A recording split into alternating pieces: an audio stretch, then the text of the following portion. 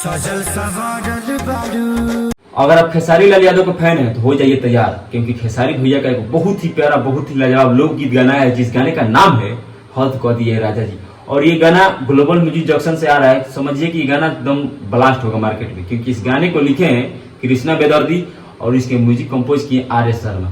कृष्णा बेदर्दी, R S Sharma ये नाम के मोहताज नहीं है। खेसारी लाल यादव पर जो भी विपद पड़ी है, खेसारी लाल यादव जब भी इनका गाना लेकर म्यूजिक कंपोज करवाए हैं, वो गाना मार्केट में यहाँ पर है, यहाँ पर पहुंचता है। कोई भी गाना उठाकर देख लीजिए, कृष्णा बेदर्दी जब भी गाना लिखते हैं वो मार्केट में ट्रेंड होता है। खेसारी लाल यादव सही चूज किए हैं, क्योंकि प्रियंका सिंह भोजपुरी इंडस्ट्री में बहुत ही अच्छी गायिका है, बहुत अच्छा गाना गाती है और उनका आवाज भी बहुत मीठा लगता है हमको। और खेसारी भैया के साथ गाना ड्यूट में गाई है तो समझे कि बवाल गाना तो होगा ही। और इसमें फिर डांसर है श्वेता वर्मा। खेसारी लाल यादव के साथ नजर आ रही है श्वेता वर्मा।